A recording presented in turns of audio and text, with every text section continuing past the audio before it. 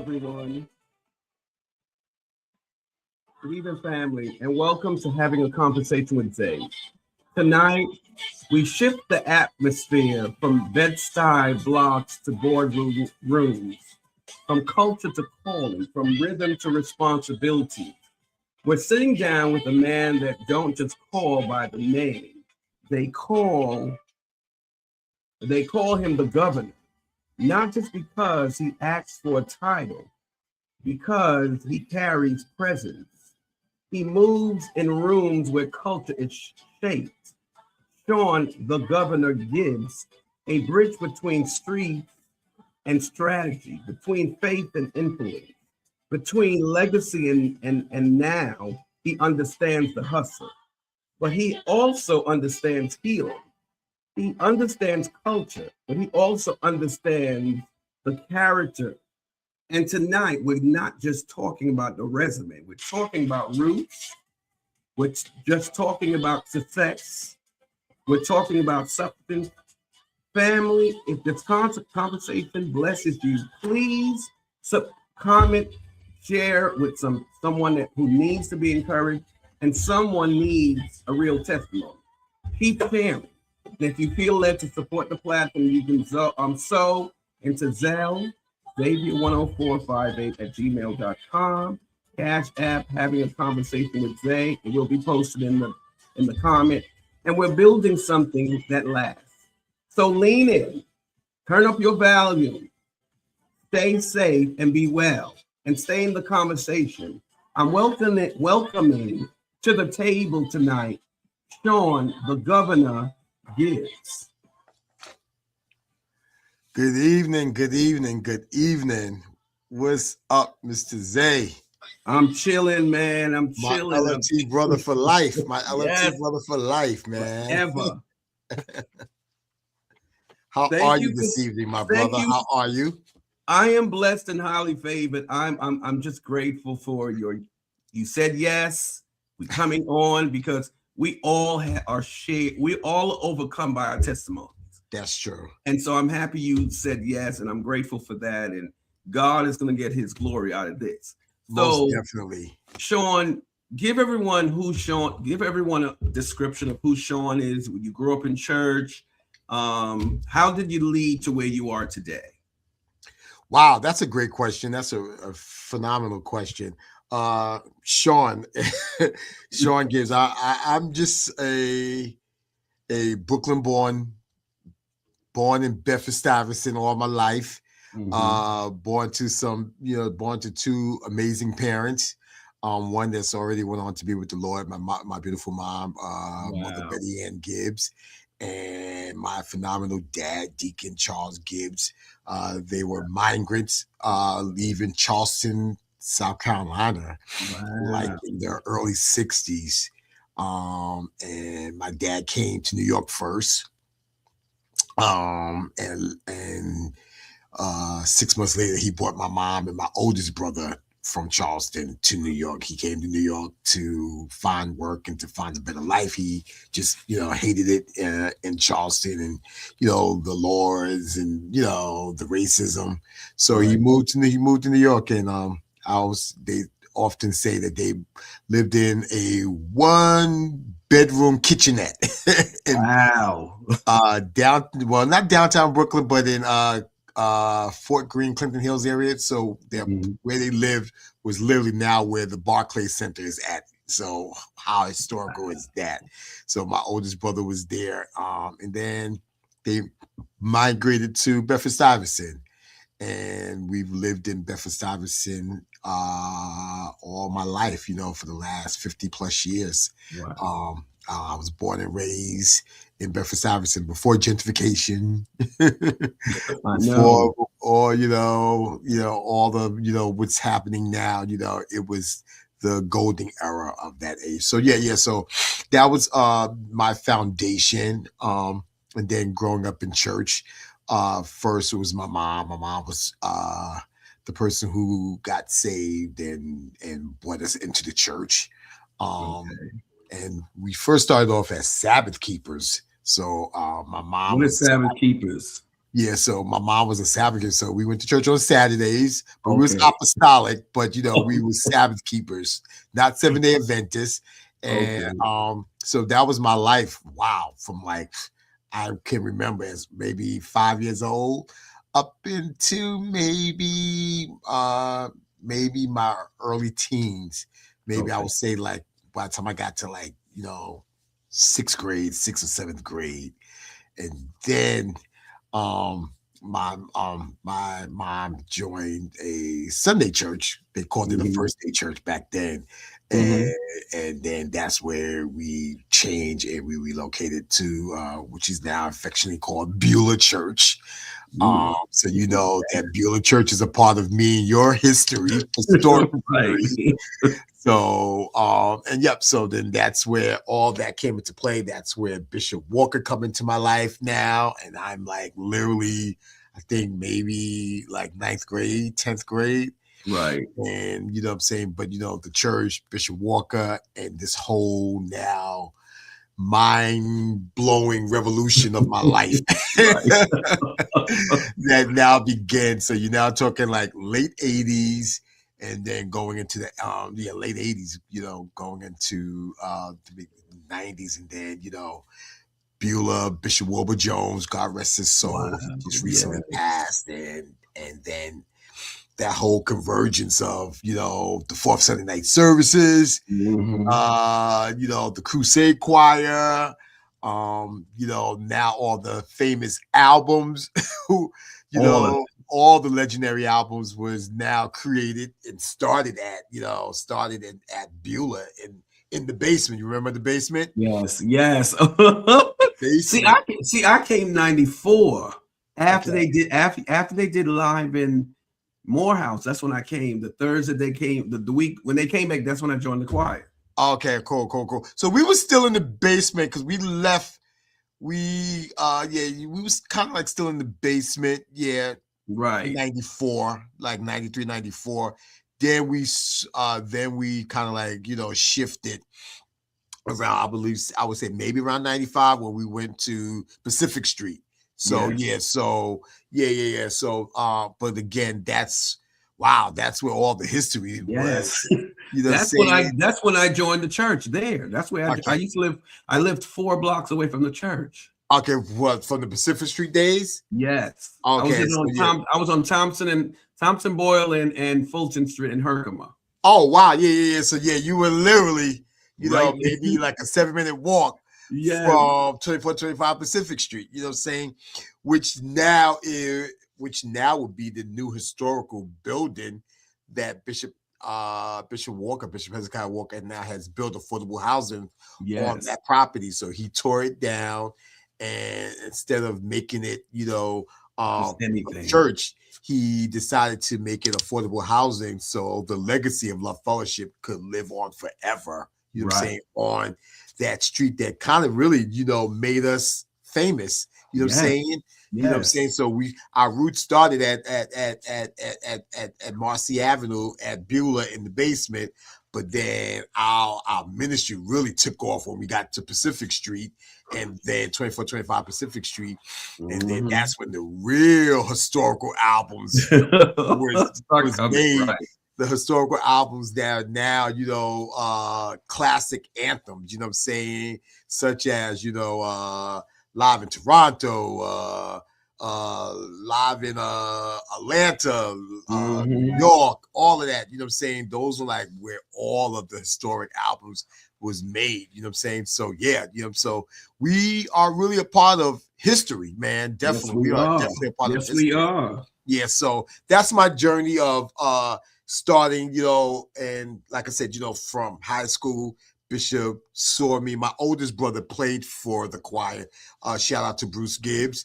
He Yes. was the bass player for Bishop, and he brought me to a rehearsal. I never forget. I was like, it was the summer of my 10th grade year, going into my 11th grade year, my junior year in high school, and I was mesmerized. Wow. And Bishop had to get permission from my mom Mhm. to let me come and sing in the choir.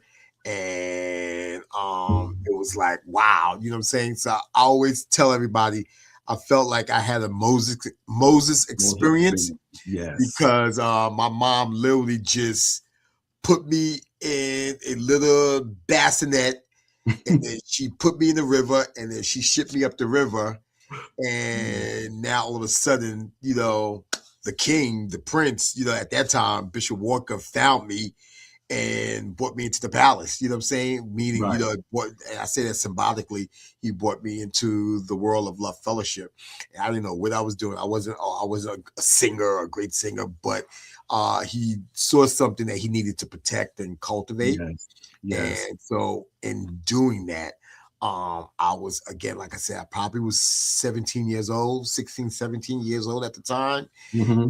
And in a few months I'll be 57. So Oh, I'm a little so older than you. so my history with Bishop, as you can Right. see, spans 30 something plus years, close to 40 years, in Wow. terms of him, being in my life, protecting me, shielding me, and cultivating me. And then from those experiences, wow, I've had all these major experiences. Yep. Right. Wow. That's good. That's good history. So, Mhm. Shawn, I'm going to ask you a few questions because I feel that you need it. We need to hear some things from you. Nothing good. Everything good. Yes, I How? trust you, brother. Of course, because I ain't gonna ask you nothing crazy. Okay, you were raised in the church, but also immersed in Brooklyn culture. How did the tension shape your calling? Raised in the church, and then also a part of the historic, like I said, growing up in Bedford-Stuyvesant Mm-hmm. in the late 70s, early 80s.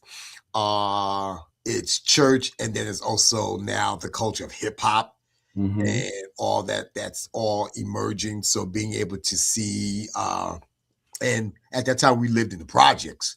Right. So now you really are a part of the culture. You really are a part of hearing, hip hop music playing. I never forget, I had a good friend of mine. He's still a good friend, like one of my closest friends growing Mm-hmm. up. His name is John McFadden. And we lived in the same building, and he lived on the 6th floor. And I lived on the 3rd floor. Mm-hmm. And I remember his mom had all these albums, man. And it was like hip hop. I wasn't versed. I only knew really gospel music. So Right. going to his apartment, you know what I'm saying, me and some of the other young guys, we would hear, all types of music, jazz music, hip hop. Like, she Right. had, like, I remember seeing the first Run DMC album. I remember the first time I heard the word apartheid was from his mom. She had this album called Sun City, and it was about Mm-hmm. apartheid. And I was Right. what is that? I didn't even know how to pronounce the word. I remember I saw she had this album, and it was this pretty caramel looking, pretty young woman with a clean face. She had Mm-hmm. like just a little short, curly Jerry curl style. And I was Mm-hmm. like, who is this? And she said, oh, it's a new album I just bought. A new artist. She's a young girl. Her name is Whitney Houston. And I was like, Oh yes. and Oh it was the first Whitney Houston album, and I held it in my hand. I would never forget that. You know what I'm saying? right. And so it was like and we can all remember Whitney, her first album. It was this pretty innocent face of a young girl. Yes. She looked like Yes. she probably was 18 or 19 at the time. I Mm-hmm. probably was roughly like around 15, 13 or 14 at the time. Mm-hmm. Yeah, seeing that mesmerized me. And I wound up loving music. Like I said, my oldest brother was a musician. So at that time he went on the road. And as I was like 14, he went on Right. the road with Mama I Want to Sing. And he went to Japan Right. in Europe, and he was gone for like 2 years. And when he came back home with all this music. And he just he exposed me to that. You know what I'm saying? I Right. was fascinated. And he was the one that taught me how to, get a album and open it up, the album jacket, and read the credits. And you Mm-hmm. read, like, who was the musicians, who was the bass player, who was the drummer, who was the keyboard player, who was the background singer, who was the engineer. And those things that just fascinated me, and I wanted to learn and know more about the music industry. And then, of course, during that era, that was now the major era of Michael Jackson and Prince and Yes. those type of people. So, like, now watching award shows, what I'm saying, the Grammys or the American Music Awards, and you see, you say, oh my God, like, yo, I want to be a part of this. I want to be Right. a part of this. It was just fascinating to me. So yeah. So that along with the spiritual foundation of my mom, because Mhm. again, she was old school, so she didn't let us veer. So we didn't play, rock and roll or R&B Mhm. music at home. We didn't go to parties. I couldn't go to birthday parties like that. And it was, pretty much, for God I live, for God I die. Yes. Yes. But it gave me structure. It gave me, Mhm. it put structure in me. It gave me structure, and it set the foundation of I can never go far away from the foundation of God and ministry and faith. Right. And even until my mother's death, I had to rely on the virtues that she taught me, which was you know, to stand up for faith and to stand up, for righteousness.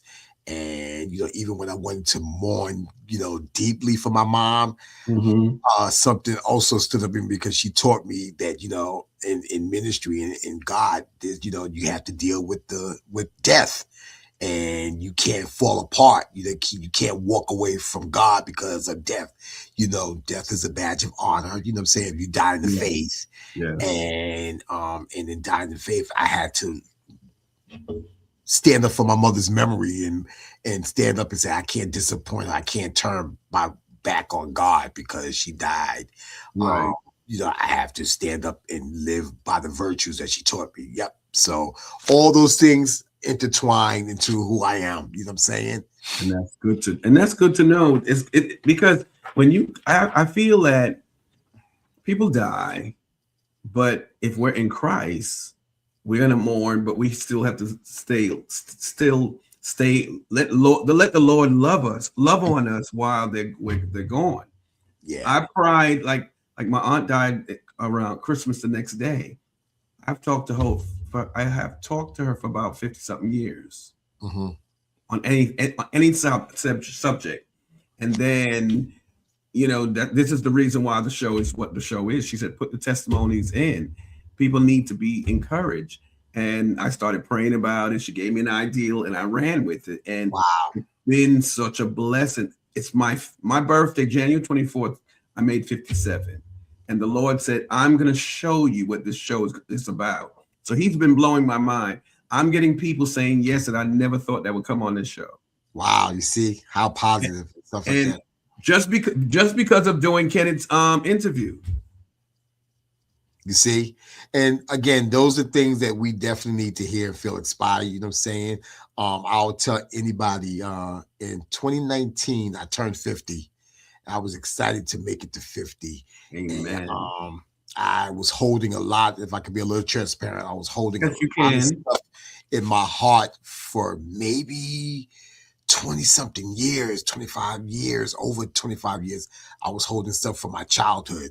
Um, and the major thing that I was holding in my heart from childhood was the fact that I was sexually molested from the 6th grade through like going into the 8th grade. So, or 5th grade into the 8th grade, I was molested by a neighbor. And that was tragic. And again, me and you, we're kids of the 70s, 80s. Yes. And when abuse happened to us, we didn't talk about it. We just swept it under the carpet. So I had to like live in an imaginary world to protect Hmm. myself from that pain. And I felt like, and I never was able to tell my mom and my dad what had happened to me. Right. And I carried that burden for decades, say decades. And I became free where I knew before I turned 50 in 2019, I had to release it. I had to, and I wrote, it took me days to write out my words and write out my pain. And I wrote it and I posted it, and it blew everybody's mind because people was freaking out. And I remember friends my close friends from high school, they were at my party and they read my Facebook post about my abuse Right. right before they came to my party. And one of my closest friends, she's like a god sister to me. Her name is Lanessa. She called me. She said, "Why you never told us this? Why you, we was as close as we were. You never told me this in high school." I was like, I was ashamed. And that was in 2019. And I knew that something really was going to shake my world by the time I turned 50. And I Right. turned 50 in May of 2019. And then we came to January 2020. And then, my mom was in a nursing home and she was fine. And then we went a few months into 2020. Then we got to March and the world shut down. And Right. my mom was trapped inside of a nursing home. And me and my sister was fighting tooth and nail to get her out of that nursing home just because we just wanted to bring her home with us. And we said, we'll figure out, we'll take care of her. Well, we missed, not so much that we misjudged time, but time was misjudged. Right. And she was trapped in the nursing home. And I also knew that I had wanted to tell my mom my testimony because I wasn't able to tell her what had happened to me. When I say I misjudged time, and I said, I'm going to tell her. I'm going to tell her. I said, well, but once we get out of the nursery, I'll bring her home. I'll tell her what happened to me as a child when I was 11 years old. Well, like I said, misjudged time, and my mom got sick in March of 2020, and the ending of March of 2020, and my mom died 2 weeks later from COVID in the nursing home. So if you can imagine the devastation of not seeing my mother for like 8 weeks physically, not being able to physically touch her, and then now Yes. COVID happens, and then she dies, and then we're not able to almost retrieve her body, um, have the proper funeral and burial for her because she was a mother of the church. Wow. She served God for 50 something years, and all of these things, converge on me. And I was like, like I said, I just turned 50. I'm like, I just feel like I'm like losing my mind. Not only am I feel like I'm losing my mind, but life seems and feels surreal for me. Right. And then, I remember, thank God for my best friend Raquel Proctor. Thank God for Bishop. Thank God for my baby sister. We all rally around me, and we rally to try to properly, bury my mom and to, give her what she deserved, even if it was Mhm. limited. And I just remember the pain of like that. I didn't get a chance to tell my mom. You know, I didn't So get a why chance. you what do you know why you didn't tell her?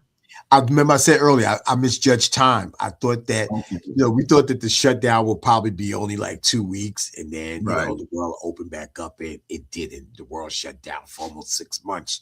So, in that, what I'm saying, I had to live with, that pain, and that wrecked me. That really, really, really, really wrecked me tragically. Let me On ask you this. Did you seek, because okay, it's funny how you said that because we both were molested. I was molested young, five, Mhm. 6 years old, it started.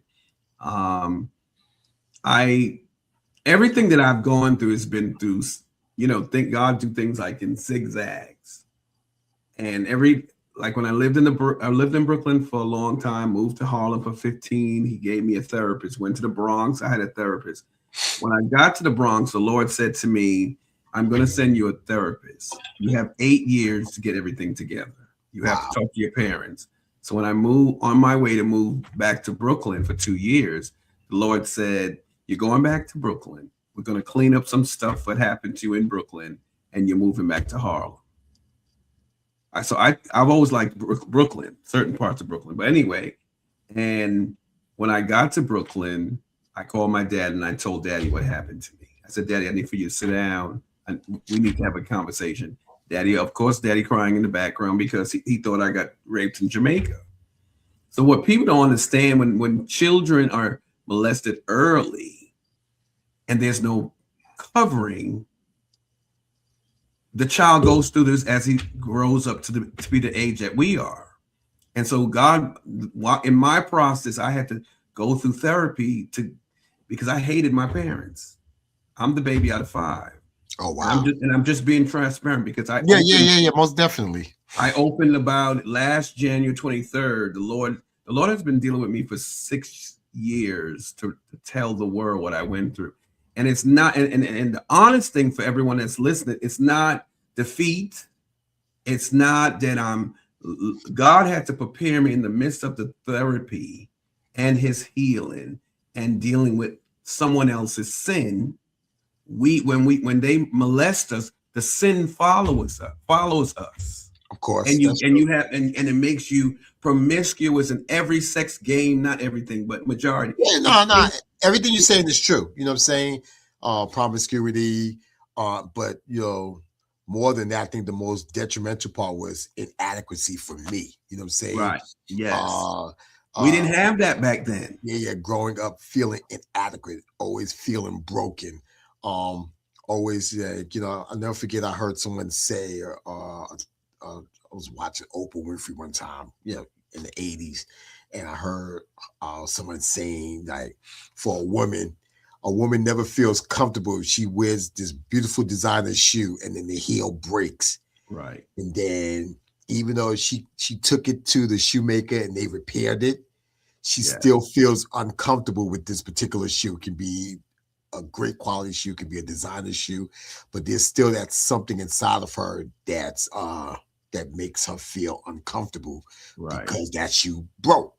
Right. And I felt like that kind of summed up my life, that I did everything to put the pieces back together again. Mhm. But there was always that part of me that felt, broken, and I never felt, comfortable, you know what I'm saying? Right. Right. Adequate enough, you know what I'm saying, to show up. And for that, I squashed my voice, and I like lived on a rock. And either I became real talky and jokey to kind of like Right. erase the pain. Right. But it wasn't until I got older, I had to I had to face it for myself. Once I Yes. faced it for myself, that I knew how to live and how to exist and how to reclaim my voice. Like I said, the tragic part for me was I misjudged time, Mhm. and I wasn't able to tell my mom. You know what So I'm let saying? me ask. So let me ask you this, because in therapy they would tell you, write, get a journal and write that what you would have told your mother. That's part of your healing. Hmm. You write the letter in a journal. Nobody sees it, just you. You're writing a letter to your mom and you explain to her what happened, and that releases what you've been feeling out of Hmm. your system. Like for example, when I shared with my father, he prayed with he said he was sorry for not protecting whatever the situation was. He said he prayed with me and we released it. It Hmm. was time to talk to my mom. My mom called me a liar to the full T. And Wow. I told my sister, my brother. So what happened is, and I'm not dogging and hurting nobody. I'm just saying the truth happens when children are not protected properly. Yeah. There was no proper protection. And so I'm not dogging them because this is what happened. I lived a bisexual life. And no one that's listening on here today cannot tell both of us that if we lived the gay life, whatever, we went through so much struggles that God was present. If it wasn't for God, I could have been cracked out crazy somewhere. The Well, I grace of thank God God. is Like I said, I thank God that that my life wasn't that extreme, because again, like I said, uh, yes, I was molested, but I lived in such a structured household. You know what I'm saying? Even though I wasn't able to, share that this pain or this tragedy happened to me. I think because I had a saved mom. I don't know, about your family, how you yes. grew up. My So, parents but are pastors. yeah. So, but I just had this mom that was overly protective of me. So, and I think, even in my heart, I feel that, because I do believe in that concept that mothers know, you know what I'm saying? They Yes, know when yes, their kids are in pain. I think my yes. mom knew, and I think that's why she prayed for me. Because I remember just being a kid, I remember in my room sleeping at night, and my mom would come in 2, 3, or 4 o'clock in the morning, I'm sleeping and she's praying, putting oil all over me, Right. anointed oil, and she's anointing me. So I think that, she may have known, and which also, like I said earlier, played a huge part in her overprotectiveness of me is why Yes. she released me to Bishop Walker. And Yes, again, good. Bishop Walker was just Hezekiah Walker at that time. So he wasn't a Right. pastor. He was just our choir director. We Yes. called him leader, out of respect, but not knowing that God was really setting this man up for a pastor, for choir director, leader, pastor, then ultimately bishop. But Yes. in that, you know what I'm saying, Bishop, and I always tell Bishop, like I said, I felt like I was his Moses, because again, he kept me from being murdered. And I say that Yes. symbolically, Yes. because of that pain, I could have really, gone into such weird, crazy, deviant areas of my life, and I never did. You know what I'm saying? I Right. never Right. ever did. It was just my own personal pain that I suffered, and I didn't share with anybody. You know what I'm saying? Mhm. So thank God, for his keeping power. You know what I'm saying? Yes. Yeah, Yes. I thank God for his keeping power. I thank God for his for the structure that he kept me growing up. So, like I said, I don't have any horrible testimonies of what pain may have hurt me that I caused that or anybody else, Right. or that, because you get people that, they hurt other people, or they'll molest somebody else, or they'll just try to murder somebody else. They'll walk around Right. with this level of hatred. And and I knew that God is real too, because literally like 20 something years later, I saw my molester, at my friend's brother's funeral, that we Right. grew up in the same projects. And I saw this person, and I was able to have mercy and have grace, and quietly forgive that person. You know what I'm saying? Yes. And quietly forgive that person for the hurt, because even though what may have happened, God still brought me on the other side. And like I said, Right. being on the other side was the fact of having Bishop Walker in my life, when I needed him as. And God always sends someone to Yeah. And mentorship you. I never, like my whole time throughout high school, I didn't think about it, because why? Bishop had me on the road with him, traveling, Right. singing, going all around the world. And I went around the world at a young age, you know what I'm saying? I started to go around the world at a young age. So like I said, I was able to suppress it for so many years, the pain or the hurt. Again, it wasn't until, like I said, until I became, on my 49th birthday, I knew that I had to release it and say, hey, God, I don't want to walk into my 50s, in that level of pain. Right. And then God prepared me, because 6 months later, my mom died. So, in it, what I'm saying, God does all things well, and, All he's things well. divine. Yeah, he's divine in all that he do. And like I said, I'm a person, I got to keep the train moving. And everything that I lost in 2020, God has multiplied it in my life. That's In beautiful. terms of That's beautiful. That experiences, is beautiful. in terms of my knowledge, in terms of the clients that I've gotten the chance to work with, what I'm Right. saying? And just, the places I've gone around this world, God, for all those painful moments and that painful uh situation in my life, God rewarded me and he blessed me. You know what I'm saying? So like I said, I don't live a life in torment, and I No. refuse to. Victory.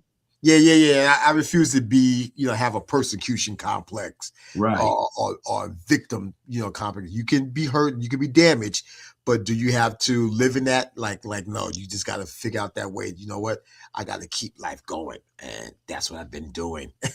Rose said nothing catches our God off guard. Oh wow! Hey Rose, that's my baby sister. I love Mine too. Rose. Mine too. We talk all the time. So I hold love on. Rose.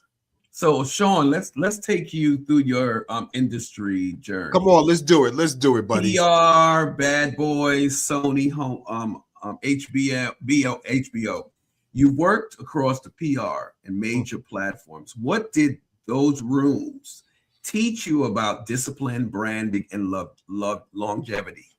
Okay, so like I said, my foray into the entertainment industry was through a man named Angelo Ellaby, and he's a black legendary publicist, and he had a phenomenal PR agency called Double Exposure, and he ruled. When I tell you, he ruled the '90s. And Wow. when I say ruled the '90s, I mean he just had uh, great R&B acts. You know what I'm saying? Where R&B music was R&B music with a record Right. label. The They had, real stuff. yeah, they had their own thing. So, just him working with all the phenomenal black R&B artists of the early '90s. You know what I'm saying? And when I say early '90s, I'm talking about roughly like 91, 92, 93. So I started off as an intern with him, and he taught me some valuable lessons. He told me that when you get in this business, learn everything. So, if you're going to work in PR, I was just an assistant. I was just like not a coordinator. I was just like a little lowly assistant. But he was like, learn everything. And he took me on video shoots. He took me on photo shoots, with artists. And he said, like, learn how to do a little bit of everything. So if a budget gets cut, you know what I'm saying? If you know how to do it, or you can maximize the budget by doing a one-shot deal and just doing everything. You know what I'm saying? Hey, give me the Right. budget and I'll make sure hair is done. I make makeup. I'll make sure clothes. I'll make sure this. So I never did hair or makeup or anything like that. That's not my thing. that was me. So, but I learned the behind the scenes. I learned how to put together a photo shoot. I know how to work with a camera person. I know how to work with styling and clothes. And, it taught me how to become a creative director. You know what I'm saying? Right. And back Yes. then, at a record label, you wanted to be a creative director because, or not a publicist, because the creative director was the person who kind of worked alongside with the publicist, but they also did all the album covers. So all those, great famous album covers of the '90s, you know what I'm saying? There was somebody that was behind the scenes at the record label working as a creative director, Mhm. formulating that and formulating those iconic things. So I learned how to do that. He also told me that this business of entertainment is a thankless business. So Yeah. you can do the work. And he told me, if you really, really love it, it's going to be thankless, but if you look up and you're still doing it, then that's the business for you. Right. So, and everything he said was true. Almost 30 years later, this is a thankless business of what you do, whether you're doing it in R&B, classical music, jazz, or gospel. It's a Right. thankless business. You work with talent, you work with artists, and sometimes you're not going to be thanked. You're not going to be acknowledged for the hard work that you do. But if you love it, you just get up and you still do it. You know what I'm saying? Right. And Yes. you do it from your heart. And then you know that your reward is in heaven. You know what I'm saying? Right. And now I used to say your reward is heaven, but God also give you your rewards on Rewards earth here. as well. Yes. Yes. So again, when I say that, and the greatest currency is favor. It's not money. I've learned that. I Yes. have to learn that the greatest currency is Favor. favor. And when you have favor, and when your name could reach people in rooms, and when people can say, when they hear your name and they say nice things about you, or they say kind things about you, or they don't like turn their head up, or they don't say, oh, he's a disgusting person, that's Right. currency. You know what I'm saying? That's currency. And, you use that to help you get to the next level. And God has done that beyond measures for me. You know what I'm saying? Right. And I live off of that level of currency. Is I do my best to treat people with grace, with kindness, and with humanity. I do my best to treat people with humanity. I'm not perfect. I make mistakes. I Right. fail. I'm not going to Yeah. sit there and lie. Have I made mistakes? Have I said the wrong thing? But even in my humanity, even in my failures, God has given me grace, and where He's extended forgiveness. And so even when I know people who make mistakes, I have to extend forgiveness unto them, because Right. saying God has extended forgiveness unto me. So who am I? Right. So I don't believe in Right. holding things over people's head or No. holding people hostage off of mistake. You just you learn to you learn and you ask God to show you how to deal and everything like that. Yeah. So So let but me. favor is definitely Yes, it is.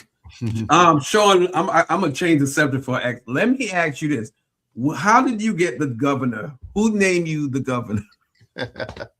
I don't know. Well, you know what? Ask Reese. Ask Pastor Aressa Reese Napa Williams. Ask her. He Because gave she you. had I thought it was Regina. I thought it was Regina Davis gave you the name, or you named it. nah. My nickname with Regina and Pastor Monique is Papa. They call me Papa. Papa. Okay. So and Reese too, but that's always been my nickname ever since I was young with them. So and I call them Mama or something like that. And so, but like yeah, it's just Wow. like a motherly big sister type of love that I have with them, and that's why they have those nicknames. But well, technically before like many years ago, they used to call me the mayor. Okay. It's amazing. Everybody knew that. You know what I'm saying? But you stepped up to the governor. So everybody used to call me the mayor because I knew everybody.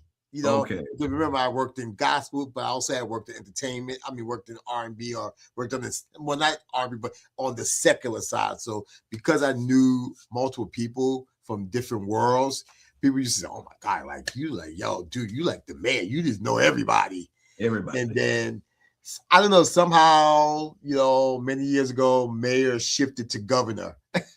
I see. I never heard And the mayor. I was from the time I've been on the choir. I said they used to say, "Here come the governor." I yeah. said, "What? So Who named him?" and then the governor is I have constituency, Right. Right. I have So governing factors, but like nah, it's nothing to be haughty. I don't use that time. It's just a nickname, you know what I'm saying? right. If you No, but see when you me, walk, I'm but Shawn Shawn, Gibbs. Shawn, when you walk in the room, everybody stop what they do because the Shawn is here. You like the celebrity that walks in the room for I just try to real. I'm just the same OG. I love everybody. And yeah, I love everybody. Yeah, I love everybody. And And everybody like I love said, you. yeah, and I've like learned don't take life too seriously. I don't take life seriously. Like I said, I'm Shawn Gibbs. If I die today or tomorrow, I have to die as Shawn Gibbs. You know what I'm saying? Right. Right. They may say governor, but I'm Shawn Gibbs. You know what I'm saying? So I don't take life too seriously, brother. Okay. So this. I have a couple of good questions. Sure.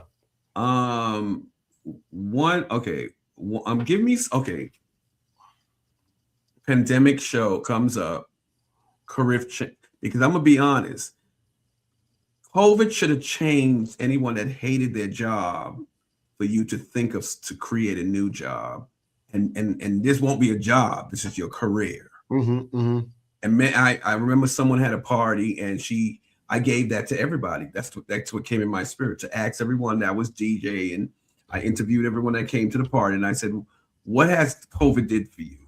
Where are you in your spirit?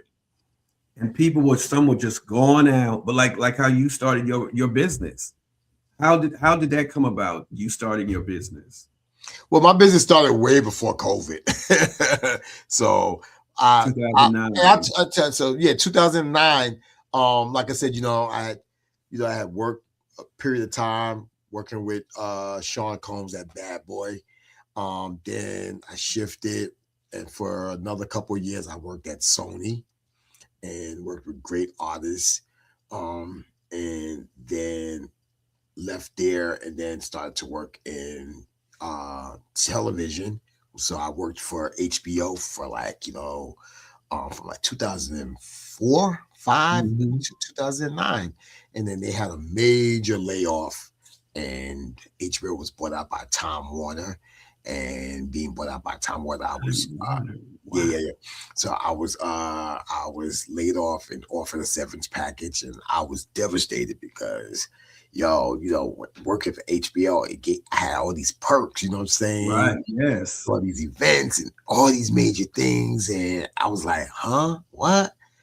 And at the same time, my brother, uh, my dear friend, my brother, Hassan James, who's our choir, Mhm. our fellow choir tenor, uh, Yes.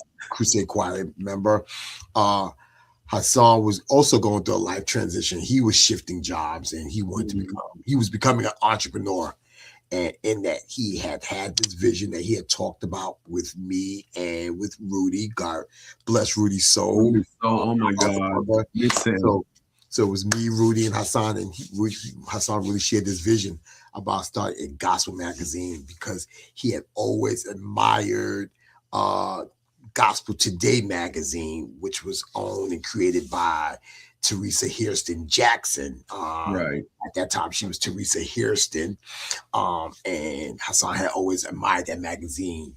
Right. And I think Teresa had kind of stopped the magazine because she had started a gospel heritage conference.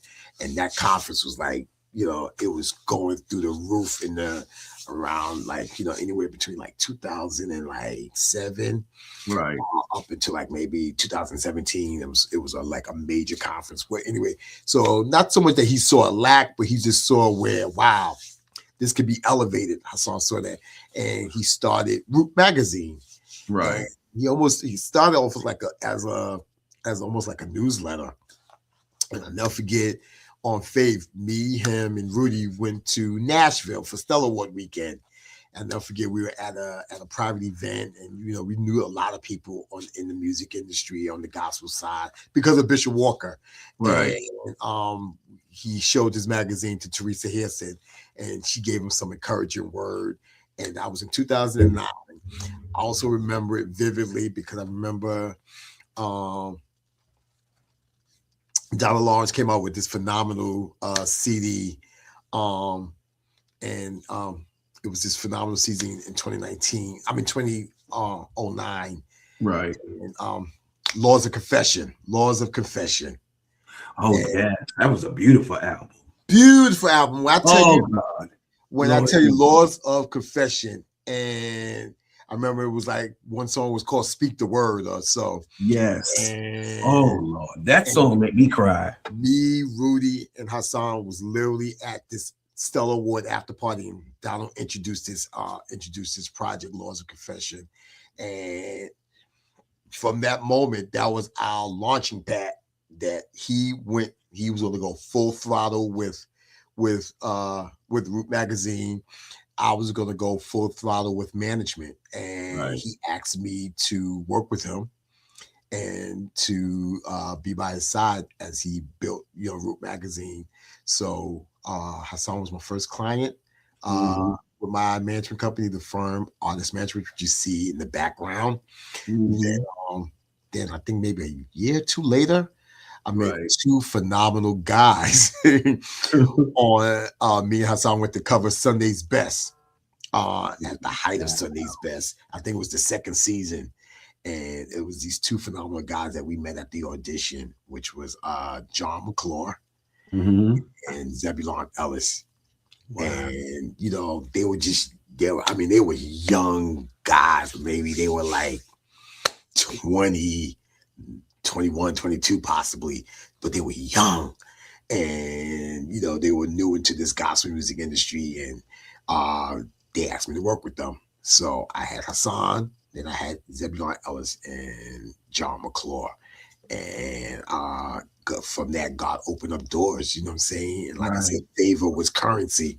So I had relationship with people on the secular side and in the gospel music on the gospel side, and it just opened up doors and it helped me to navigate. I think that's where you start to see the presence of Governor Right. Gibbs come forth, because people were like, "Yo, how y'all got these young guys? They just came on the scene, and you got them up around all these major players." And same Right. thing with Hassan. It was like, the magazine was like, pitching the magazine and putting it in major places. And I mean, we were like going to like Essence Festival.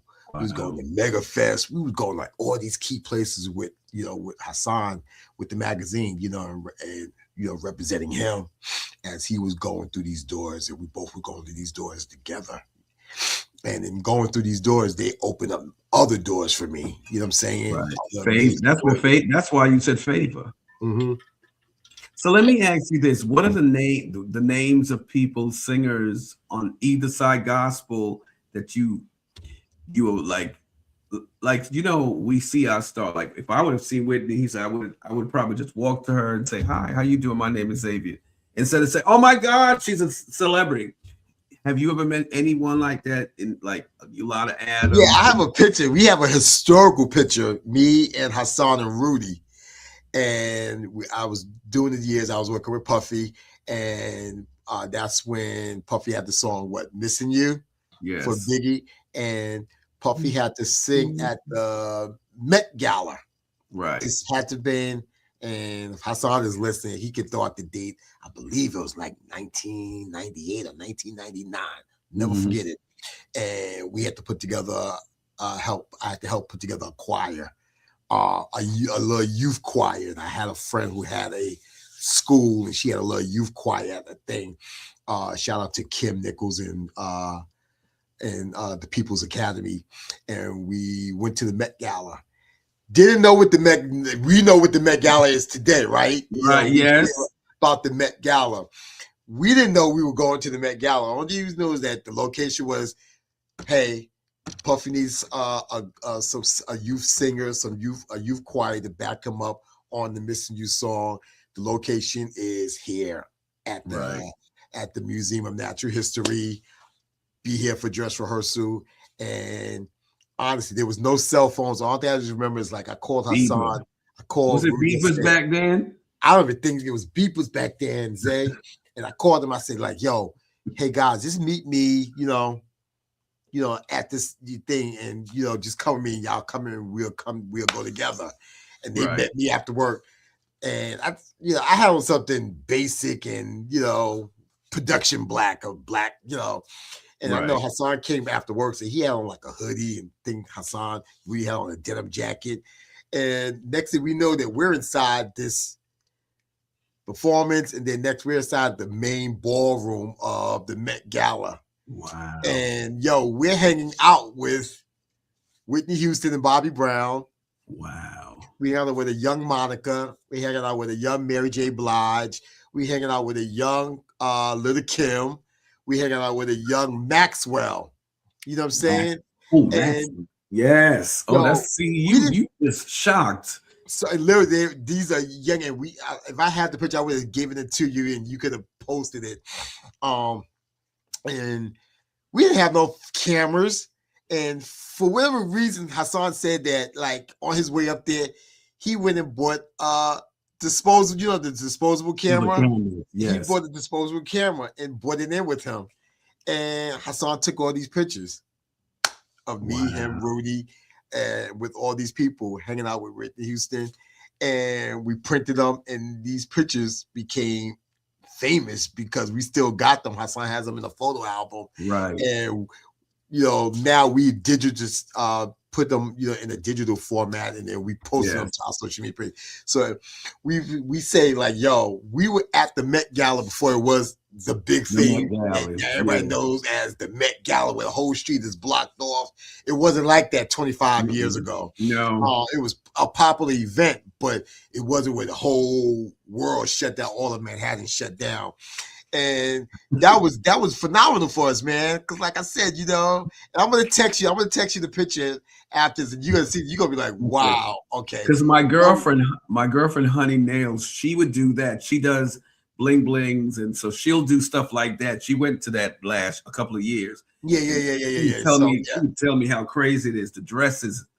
Wow. Just but then after that, I've been to the Grammys multiple times. Actually, in 2018, me and Hassan, when the Grammy was last here in New York, me and Hassan had the privilege of going to, not the Grammy, we actually went to the Clive Davis pre-Grammy party, which is a famous event every year the night before the Grammys. And that was a phenomenal, experience. And that's where I met Beyonce. Wow. So let me ask you, how was the experience when you're there? You're like, oh my God, I've always dreamt to come here. How I think you have that the nerves? you have that in your head, but you don't let it show outwardly. You just have Right. it because me and Hassan, it was like like living in euphoria. It was like a wow. It was like, yo, bro. Wow. We looked at each other. We was like, yo, we had Wow. Clive Davis annual, you know, pre-Grammy party, which is like this is the hardest ticket in the world to get into. And again, favor isn't fair. You know what I'm saying? Yes. We knew this woman, and this woman, she offered us the tickets, offered us to, tickets to attend the party. And wow, we literally had tickets to this party. You know what I'm saying? Wow. And I will never forget it. Yep. Wow. That is awesome, Shawn. You have lived a favored life. That now I understand what you mean. Listen to this one. You've been in the choir all these years. What's been the favorite songs that you loved that we all sung? Your favorite 5? All the I don't know if it's my favorite 5, but Live in New York is my album. Right. If I'm at ever my weakest area of life or saddest moment of life, I play Live in New York, and instantly my spirit is encouraged from the first song to what, I'll Fly Away, to How Much We Can Bear, to Second Chance, like all those classic, wow, yeah, that thing, Sweet As the Day Go By, God, rest in peace, LaWanda Campbell, yes, 99 and a half, like those are like, that album is my classic album, you know what I'm saying? God Favors Me is another one that has encouraged me when I need a level of encouragement. I just play God Favor Me, and those words, the words from, the Reprise, the words from, Marvin Sapp, the words from DJ Rogers and Dave Hollister and Bishop, it just resonates with my soul. So yes, I can't say I have 5 because I'm biased. Every album of Love Fellowship is my favorite album. Right. But it's just those. The reason why I said that, because through the years, is the choir, the song that drew me to the choir was Come Home. Yes. Figueroa. I was going to college, and I was going through something, and I usually after work, when I come home, I take a shower, then I get dressed and I used to run track, and I would go run.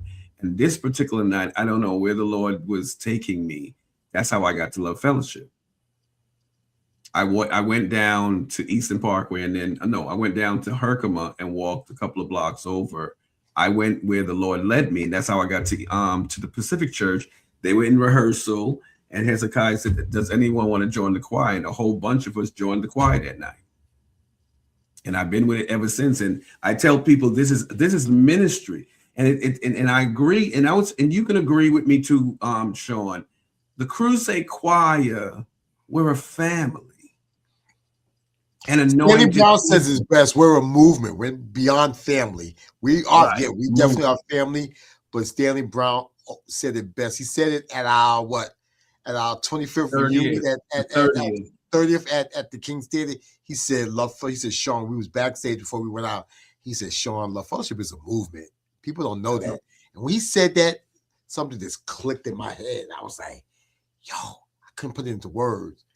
Because I knew we were family, so that can't be taken away from us. Right. But we're so greater than family. We're even greater because we are in movement. You know what I'm saying? Yes. And you can choose your family. You can't choose your family, but we have been locked in with each other like family, like actual blood brothers. You know what I'm saying? Yes. Sisters. You know what I'm saying? I tell people we traveled around the world together. You know what I'm saying?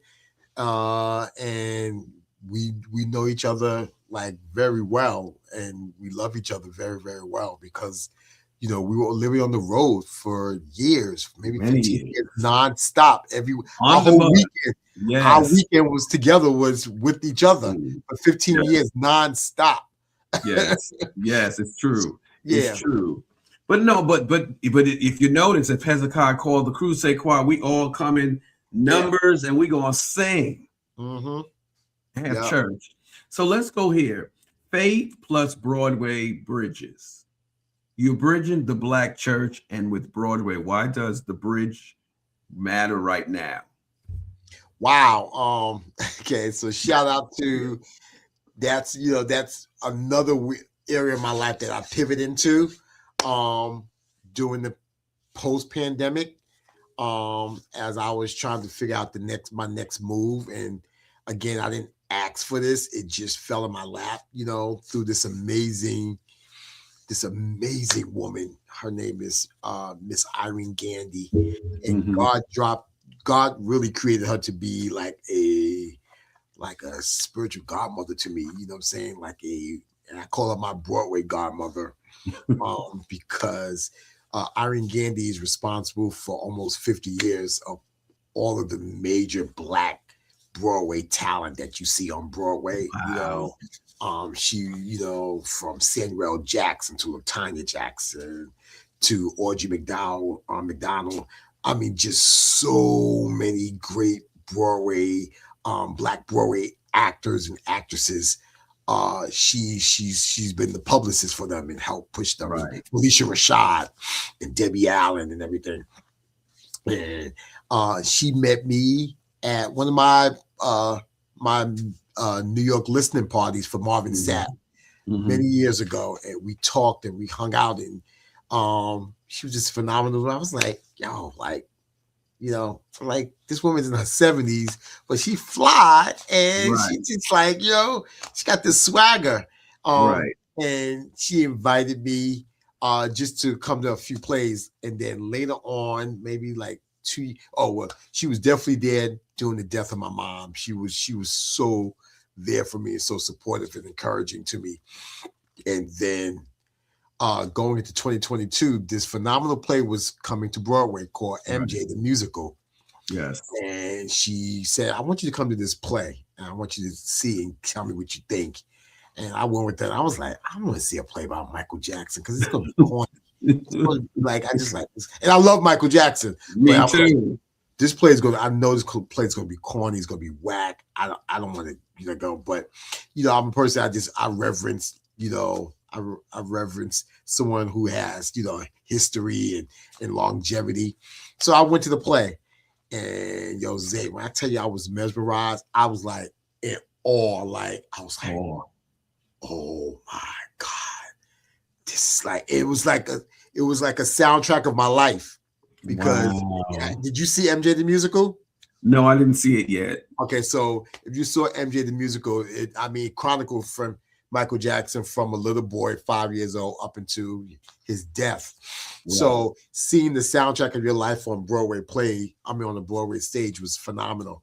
With that, she said, "Oh, what I want you to do is, I want you to bring in the Black church into this play."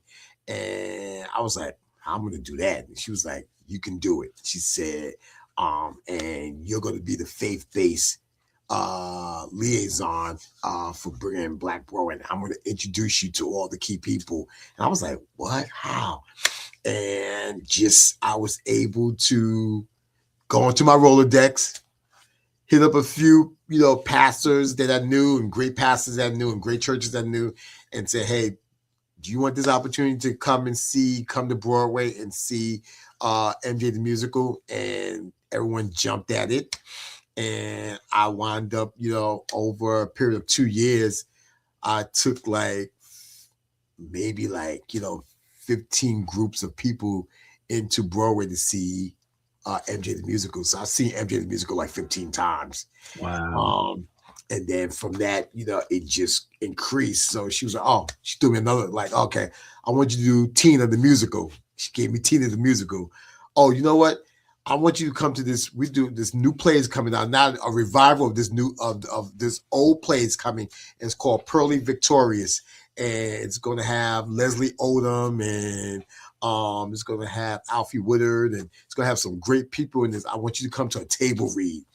So I went to a private table read with, with Leslie Odom Jr. and Alfie Woodard and all these great, phenomenal people. And I saw Pearlie Victorious, at a table read at a studio in Midtown. And she said, "Oh, in 6 months it's coming to Broadway. You're going to be the Broadway liaison, faith-based liaison for Pearlie Victorious, and you're going to be in the playbill. Your name is going to be in the playbill." And I was like, "What?" And here. Wow. And then, there's a new play coming called Hell's Kitchen. Yes, I heard that's good. I heard. And Hell's Kitchen. So I've had this great, phenomenal experience of doing Black Broadway and bringing in the faith-based community and bringing in churches and bringing in pastors to come and be a part of Broadway. You know what I'm saying? So I had to kind of crack the whip, on my church folks. I would say, "Look, Broadway. It's not a church concert. You can't come late. So if the show starts at 7 p.m., you have to be there at 7 p.m. theater by 6 p.m.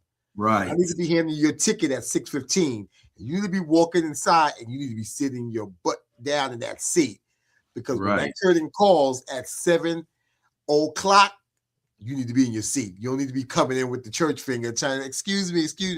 No. Because white people don't like that. You know what I'm saying? Because they don't like that. You have to be on time. They know the art of Broadway, so they know you have to be on time. You need to be, and things like that. So, and then that's been good, having and sharing that experience of Black Broadway, with my culture, with my people. Right. And it's been phenomenal. So so that's where that new entity of my life has developed and evolved. Where, like I said, being able to, bring the church community into Black Broadway, into that space. And like I said, shout out to two amazing ladies. Like I said, Miss Irene Gandy and another producer who is instrumental in bringing me into these spaces, her name is Alethea Stevens.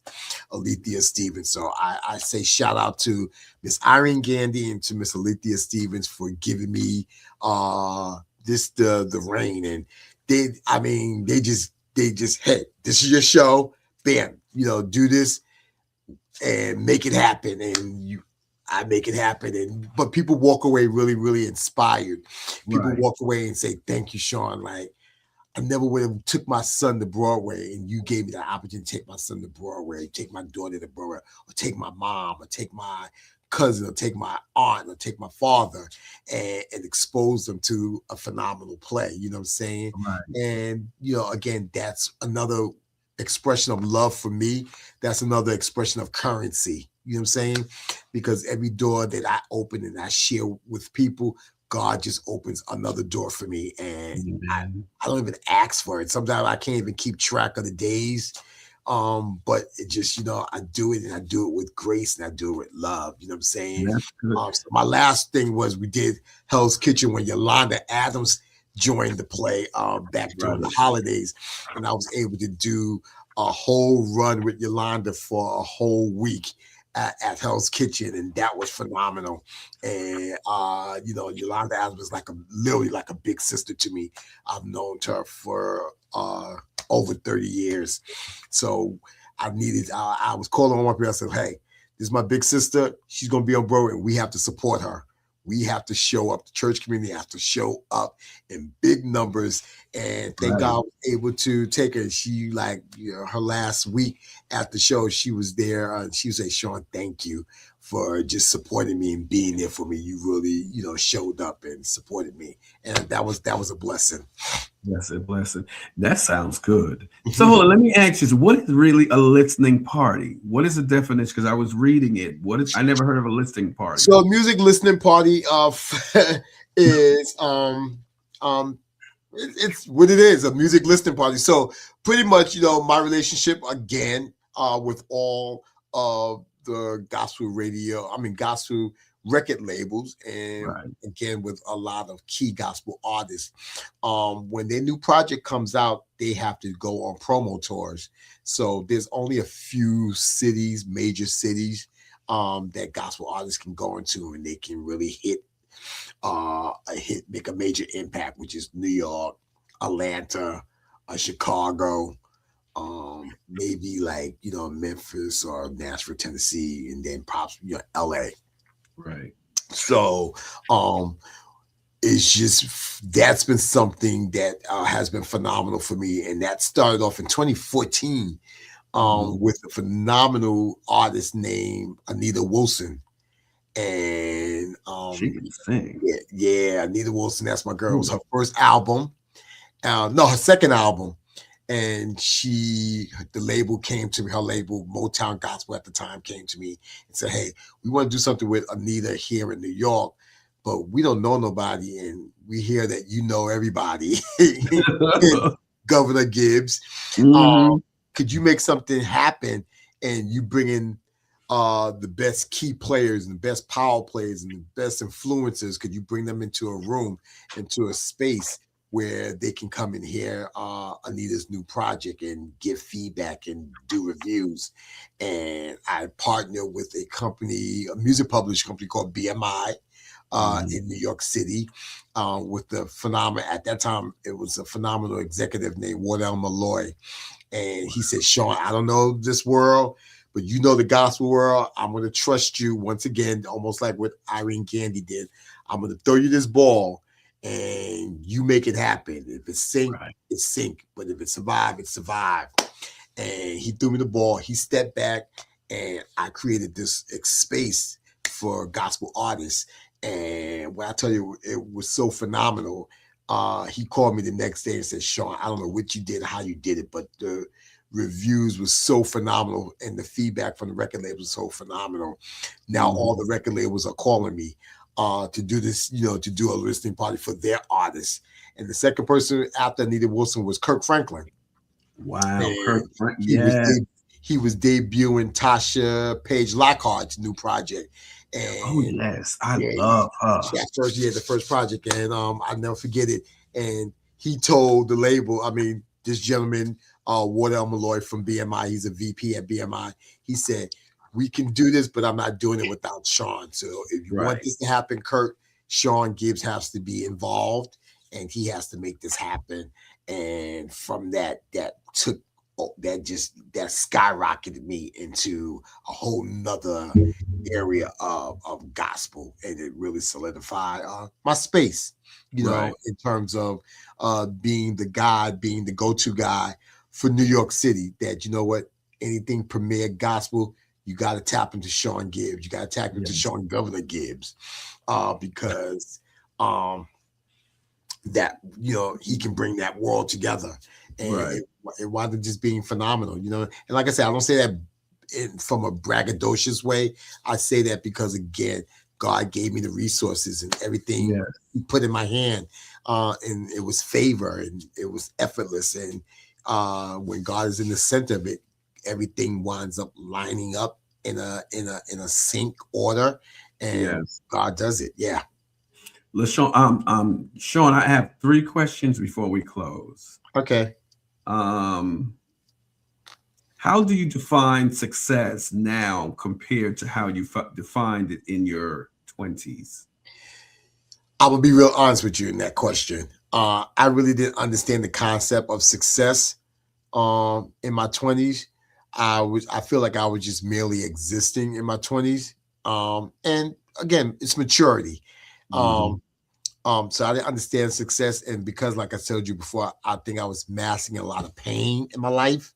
So in masking that pain, I just felt like I had to keep myself busy. Now in my 50s, I see success, like I said, as currency, but it's a give back to God. It's Yes. like, it's almost like, when you have a child and you bless that child and you give that child back to God for blessing you. That's the way I see success. Yes. Anything that I do, I have to give it back to God. You know what I'm saying? I got to Amen. tithe off of what I make. I have to promote God and promote ministry and promote, salvation. I have Yes. to live a life that's respectable. I do my best to live a life respectable, especially when I'm working with artists and working with so many different artists, working with so many different gospel labels. Even what I do on Broadway and I'm representing the Broadway spaces, I have to show up, because again, I'm bringing in faith-based leaders and pastors, Yes. churches into their space. So I can, I'm not a drinker, but I can't be outside drinking or smoking weed. No. And hey, Bishop, come inside. You know what I'm saying? That's Yes. that's disrespectful. You got to keep the etiquette. Yeah. So I do my best to live with integrity. Like I said, I'm not perfect. I've made mistakes, you know what I'm saying? But Yes. even in God's even in my mistake, God has his will and his grace have been sufficient in my life to cover a multitude of sins or to cover a multitude of mistakes. And he's a grace giver. He has extended grace to me multiple times. So Yes. I have to get, and my talents, I give that back to God. Amen. That's great. That's wonderful to hear. This is your legacy question. I have two questions for legacy before we go. What does legacy look like for you outside of the credits and titles? Legacy. That's a great question, Zay. And let me tell you, I'll be a little transparent. Like I said, I'm 57, and because my life was always in motion, in full motion. And I'll also be honest, like I said, because of what had happened to me as a child, I was scared about ever having kids. It's just something that was the thing that I felt inadequate and that paralyzed me. I was always scared about having kids because I felt like the abuse that happened to me, I've never wanted that to ever happen to my child. So in my way, I definitely wasn't spiritual enough to know and realize, but I shut that world down and I did not have kids. It wasn't until I got into my late 40s where I regretted that decision of not ever having kids, because it really is the true essence of being able to see the reflection of me in someone's eyes. Yes. I've always wanted to have that experience. I'm a person, Bishop Moles always said this, Bishop Kenneth Moles said this again over 30 years ago. He said, sometimes you can't cry over spilled milk. So he said, if you have a glass of milk and it spills, you can't push that milk back into the cup. You got to just accept it as a loss. So that's one of my greatest regrets in terms of being able to feel or see legacy. So I have to do other things. Not that I have to do, but God has given me other ways of having legacy. But also it's having great relationships. It's being able to say that I've touched people's lives, that I've been a person that's been upstanding and how I treated my friends, my family, my loved ones, my church, my ministry. It's going hard for my church. My church is a part of my legacy. Love Fellowship. Bishop Walker is a part of my legacy. Yes. My closest friends, they're a part of my legacy. Their children, you know what I'm saying? My godchildren, that's a part of my legacy. So God had to recondition my mind in my 50s about when as it pertains to legacy, that it's not a loss. I thought that, but and God could, like almost like again, like Abraham, he could give you a new life even in your latter years or your older years. Yes. So it's true. Yep. So that's the way I approach life and I approach legacy. So I don't approach it from a sad place or a place of regret.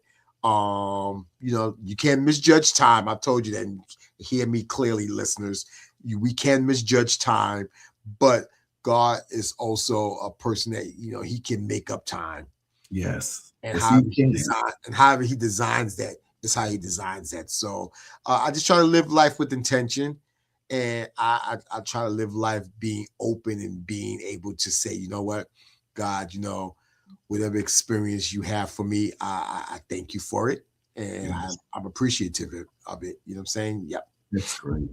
That's wonderful to listen. We have to be grateful to what God is doing in our life. See, you know when I hit 50, you know when it really hit me, Sean? Mhm. When I turned 50, every birthday before I turned the next age, my sister said to me a couple of years ago when she saw that I was walking in my healing. She said, every December, reflect everything that went on that year and what you haven't accomplished, you push it for the next year. Okay. But just examine, write yourself a poem, write yourself a prayer. So I used to write prayers for my birthday, for the next year. And when the next birthday came, this 57 came, I feel different in the spirit. Wow. I feel like I'm being pushed to preach now. And I wasn't doing, I was just, it's like I feel God doing something. So when I throw out these questions, everyone that comes on my show, you get personalized questions that you need to know. Hmm. That's how I come up. That's why every show is different. Yes. And I'm grateful for how God has it. I'm fruition. I'm going up higher on the fifth year on favor. Wow. You Double see? portion. So even though I would love has to come on, Monique, Yolanda Adams, what's his Hassan. You Hassan. have the information. I'm waiting on You hear that, Hassan? Conversations with Zay, Root Magazine edition. yes, because honestly, and this is why it's happening like this. When Kenneth Jr. and I talked, he opened a door for me to interview the choir. Because if you notice, we all were anointed, we all come from different level in church, but we came to the choir and sing. Yep. And that's why I say it's family and a movement Yes. because we all love each other. And I just want to hear people's stories. Some Hmm. have written books, but have you noticed out of New York's choirs, no choir sounded like Love Fellowship. We all gonna sing and anointed, and when we go sing, sometimes the choir we come down the choir stand to go minister in the audience. Hmm. Hezekiah didn't mind that because it happened in England. And it's like the anointing when we would sing any song when we sing. I used to love when Monique sings Let the Glory. Hmm. Anyway, let me ask you these two last questions and we closing out. And I think this is for someone. Okay, what's one word of wisdom for creative who feels unseen right now? What would you say to that person?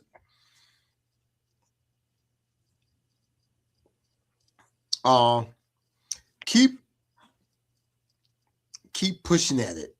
And I believe I had to learn this the hard way, but I learned it and it's a great lesson. Two things. You have to understand God's spiritual timing for your life, and there is Mhm. a such thing as God's spiritual timing. Um, my mother's my mother had a dear friend, and a dear friend. She was like a sister. Her and my mother was like sisters, not biological sisters, but spiritual sisters. Right. And her name was Mother Juanita Cooper. And do you know Sean Pennington? Yes. Yeah, so Sean Pennington's mom. But Sean Pennington's Wow. mom and my mom were like beloved sisters. And they met later in life. They met like in their 60s. So it Right. wasn't like it wasn't like, they met, at the church, and my mother and her, they had, she was like the sister that my mother never had. Yes. And my mother was the sister that she never had, but they had a great thing.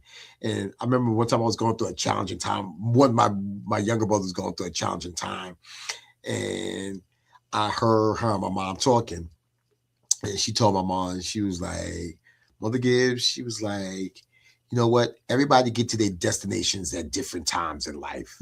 It's true. And that was a light bulb for me. And I was like, whoa. And then my mom came back and repeated it, what she said. And she said, you know what? She said, I got to understand that each one of my kids are different. So Yes. each one of my kids, everybody get to their destinations at different times in life. So I had to like learn that. And I had to like even learn that in my day-to-day world, in my day-to-day life, that people get to their destinations, even in friendships, people get to their destinations. Everybody's not going to get there at the same time. No. Everybody's not going to have the same experience. Everybody's not going to do it the way you do it. We all are different. You know what I'm saying? So, we have to learn to be sensitive in that area. Yes. And just allow, if you are a real friend, you will understand that. And you'll be like, oh, everybody gets to destinations at different times in life. Yes. So you can't try to like, oh, well, in order to be my friend, you got to do it the way I do it, or you got to get there when I get there. Like, no, that's just not life. No. So you have to be sensitive and again, show grace. Show grace. I'm so proud of your sister. Oh man. My I'm sister, so proud of her. She is. She's phenomenal. And that again, even how my life pivoted in 2020 after the death of my mom, her life was even harder because she's my only sister, so she was my mother's only daughter. Wow. And she took care of my mom. She was a daughter to the very end. I mean, to my mom's very end of my mom's life. So, could you imagine the hurt and pain? Her heart was broken into a million pieces, losing my mom, because I remember like 2 days after my mom died, she had to go to the nursing home and retrieve all my mother's belongings. And they put everything in a bag, like, a little plastic bag. And, it made you feel like, did she ever existed? You know what I'm saying? Right. And I think that was a pivotal moment for my sister, because at that moment she realized that she didn't have nobody to take care of. Right. And internally that broke her. You know what I'm saying? So, coming into that world now, Mala, ain't just something that happened, but it morphed into something beautiful. And she has made such a name for herself as a plus size model. So I'm extremely proud of her. Me too. She be wearing those outfits. Yeah, I'm extremely proud of her. And she's going to keep doing phenomenal things and amazing things. So yeah, thank you for the love and support towards her. I'm glad that you send love towards her. So Shawn, this is the last question. Anyone that would want to do what you're doing, encourage someone, if you have a last minute statement to anyone that's listening, how you made it, they can make it too, and then we close out the show. Okay. Before you answer that, tomorrow night, I'm having David Fraser, Grammy nominated songwriter, producer, recording artist, worship leader, and author. I'm waiting for that one. That's at 8 o'clock tomorrow. Wait. So I think you're having have a conversation with Zay, season number 1? Because you have these episodes back to back to back. So when is season number 2 starting in September? What happened? I'm telling you, you got a whole series going, which is beautiful, man. Shawn, I'm telling you, it started. It started because of Kenneth. Yeah, when I did Kenny's interview. No, you know what it is? Since his interview, after I did that interview and I was talking about greatness, I sent out 50 text invites on Facebook. That's how I got Reggie. Reggie said yes. Reggie hit me. I sent it out Friday. Saturday morning, Reggie hit me up and said he would and then Jason. So every week I'm booked until April. People will come. I'm telling you, this month is gonna blow my mind, because when God gives you favor, like you and I talk about favor, the Lord said to me, as I blow your mind this year, stay humble. So I stay before the Lord. Sometimes my dad calls and he prays me and give me a word, because now the prophet has surfaced. Mm-hmm. So now I'm listening. I stay before the Lord. I go in after a show, Shawn. I go in my kitchen and cook. This is all new. And so anyway, Shawn, so I have David Fraser tomorrow, the 4th, and the 5th I have Dr. Isaiah. Next week, and I have some phenomenal interviews. Everyone has a testimony. It don't matter how small, how medium, or how big. God has did something great in you, from valley to the victory.